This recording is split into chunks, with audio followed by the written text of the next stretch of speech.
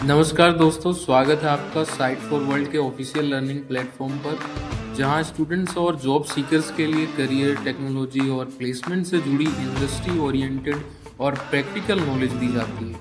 अगर आप अपनी स्किल्स को नेक्स्ट लेवल तक ले जाना चाहते हैं, तो आप बिल्कुल सही जगह पर आए हो। चलिए शुरू करते हैं आज का इम्पोर्टेंट सेशन। नमस्ते स्टूडेंट्स। आज का टॉपिक है hacker secrets, how to find hidden malware. मतलब हम हैकर्स की दुनिया के कुछ ऐसे राज खोलने वाले हैं जो आपको हिला देंगे। आप रेडी हो? फोकस मोड ऑन है ना? मोबाइल साइड में रख दिया? स्क्रीन पे पूरा ध्यान है? चलो शुरू करते हैं। जरा सोचो, क्या हो अगर मालवेयर आपके एंटीवायरस के लिए अदृश्य हो जाए, बिल्कुल एक भूत की तरह। आपके सिस्टम में है पर दिखता नहीं। ये एक कैट एंड माउस गेम जैसा है, जहां हैकर्स ऐसे एडवांस्ड मालवेयर बनाते हैं जिनको नॉर्मल टूल्स पकड़ ही नहीं पाते। आज हम इसी छुपे हुए दुश्मन को ढूंढना सीखेंगे। ध्यान से सुन रहे? ओके, तो ये रहा आज का प्लान। पहले हम दुश्मन को समझेंगे, रूटकिट्स क्या हैं और हैकर्स छिपते कैसे हैं। फिर हम अपने हथियार तेज करेंगे, मतलब ट्रेडिशनल एंटीवायरस से आगे बढ़ेंगे। हम एक डिफेंडर की तरह सोचना सीखेंगे और आखिर में अपने सिस्टम के लिए एक मजबूत अनब्रेकेबल किला बनाएंगे। रेडी हो नेक्स्ट स्टेप के लिए? तो सबसे पहले, व्हाट आर रूटकिट्स? सीधे शब्दों में यह है हैकर का इनविजिबिलिटी क्लोक। जैसे हैरी पॉटर के पास था ना, बिल्कुल वैसा ही, पर यह मैलवेयर को छुपाने के काम आता है। बहुत पावरफुल चीज है ये। तो टेक्निकली रूटकिट फाइल्स का एक कलेक्शन होता है जो आपके सिस्टम में इंस्टॉल होके उसके नॉर्मल फंक्शंस को चुपके से बदल देता है। इसका असली काम क्या है? इसका असली काम है दूसरे मैलवेयर जैसे वायरसेस या की लॉगर्स को ऑपरेटिंग सिस्टम से ही छिपा देना। ये सिस्टम को ही झूठ बोलना सिखा देता है। ठीक है, समझ आ रहा है? रूटकिट्स दो तरह के होते हैं। एक होता है पर्सिस्टेंट, जो आपकी हार्ड डिस्क में स्टोर हो जाता है। सिस्टम रीबूट करो, बंद करो, कुछ भी करो, ये वहीं रहता है। और दूसरा होता है नॉन पर्सिस्टेंट, जो सिर्फ रैम यानी वॉलेटाइल मेमोरी में रहता है। कंप्यूटर बंद और वो गायब। इसको डिटेक्ट करना, ओ माय गॉड, बहुत मुश्किल है, क्योंकि ये कोई फुटप्रिंट, कोई निशान छोड़ता ही नहीं है। ओके, अगला सेक्शन, हैकर्स छिपते कैसे हैं।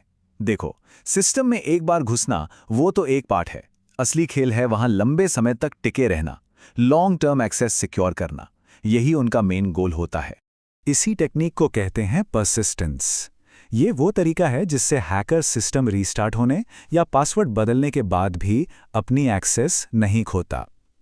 ये बिल्कुल वैसा है जैसे किसी चोर ने आपके घर की एक डुप्लीकेट चाबी बना ली हो। अब वो जब चाहे आ सकता है। इस स्टेप का पर्पस समझ आया? कितना डेंजरस है ये? अब हैकर्स ये करते कैसे हैं? 3 कॉमन तरीके हैं।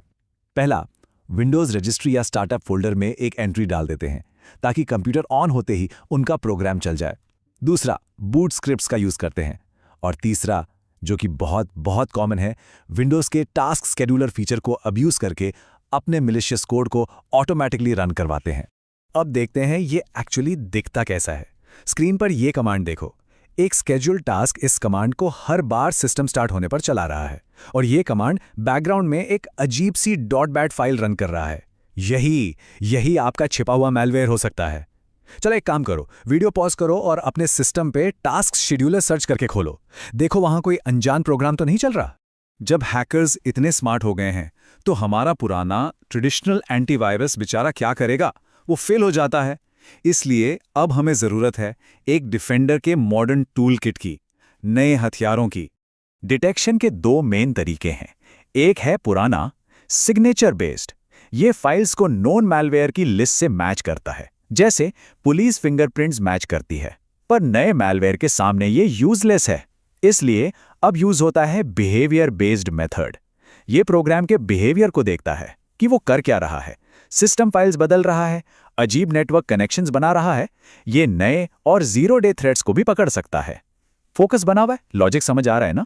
इसी बिहेवियर एनालिसिस के लिए एक सुपर कूल टूल है मैलवेयर सैंडबॉक्सिंग। इसे एक बॉम्ब डिस्पोजल बॉक्स की तरह समझो। आप एक शक वाली फाइल को एक सेफ वर्चुअल एनवायरनमेंट में रन करके देखते हो कि वो क्या क्या करती है, अपने रियल सिस्टम को रिस्क किए बिना।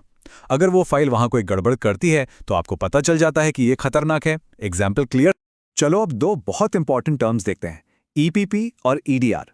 ईपीपी यानी एंड पॉइंट प्रोटेक्शन प्लेटफॉर्म को आप एक किले की दीवार समझो। इसका काम है रोकना, प्रिवेंट करना। लेकिन अगर कोई दुश्मन दीवार कूदकर अंदर आ गया तो वहां काम आता है EDR, यानी and point detection and response. ये किले के अंदर के सिपाही हैं जो घुसे हुए दुश्मन को ढूंढकर पकड़ते हैं। तो EDR EPP को रिप्लेस नहीं करता, ये EPP का ही एक सुपर इंपॉर्टेंट पार्ट है। ये क्यों यूज कर रहे हैं, क्लियर हुआ? अब तक हम रिएक्ट कर रहे थे, हमला हुआ तो क्या करना है। अब हम प्रोएक्टिव बनेंगे, एक डिफेंडर की तरह सोचना। इसका मतलब है हमले का वेट नहीं करना, बल्कि खुद शिकार पर निकलना, दुश्मन को पहले से समझना। इसके लिए हम यूज करते हैं साइबर थ्रेट इंटेलिजेंस या CTI। ये ऐसा है जैसे आपको हमला होने से पहले ही दुश्मन के बैटल प्लान्स मिल जाएं। इसके 3 लेवल्स हैं। स्ट्रैटेजिक लेवल, जो CEO को बताता है कि बिजनेस पर क्या रिस्क है। ऑपरेशनल लेवल, जो सिक्योरिटी टीम को बताता है कि अटैकर कौन है और वो कैसे अटैक करेगा। और टैक्टिकल लेवल, ये टेक्निकल डिटेल्स देता है, जैसे अटैकर का IP एड्रेस जिसे आप तुरंत ब्लॉक कर सकते हो। ये कोट इस पूरी बात को परफेक्ट तरीके से समझाता है। CTI हमें रिएक्टिव से प्रिडिक्टिव बना देता है।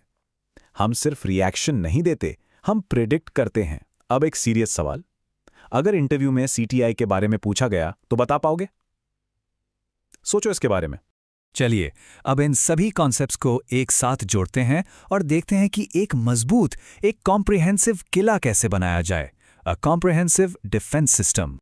एक मजबूत EPP में ये 5 चीजें होनी ही चाहिए। पहला, प्रिवेंशन के लिए नेक्स्ट जेन एंटीवायरस। दूसरा, डिटेक्शन के लिए EDR। तीसरा, मैनेज्ड थ्रेट हंटिंग, जहां एक्सपर्ट इंसान ऑटोमेशन से भी आगे जाकर थ्रेट्स ढूंढते हैं। चौथा, थ्रेट इंटेलिजेंस इंटीग्रेशन। और पांचवा, वल्नरेबिलिटी मैनेजमेंट, यानी अपने सिस्टम के कमजोर हिस्सों को आने वाले अटैक से पहले ही ठीक करना। तो अब आप डिफेंडर के सीक्रेट्स जानते हैं।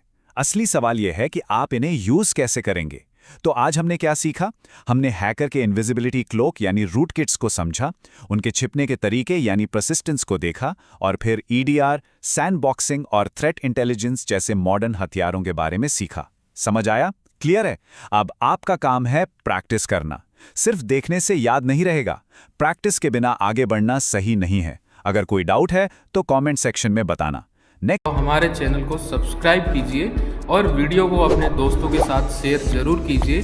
कमेंट सेक्शन में अपना डाउट या नेक्स्ट टॉपिक लिखना मत भूलिएगा।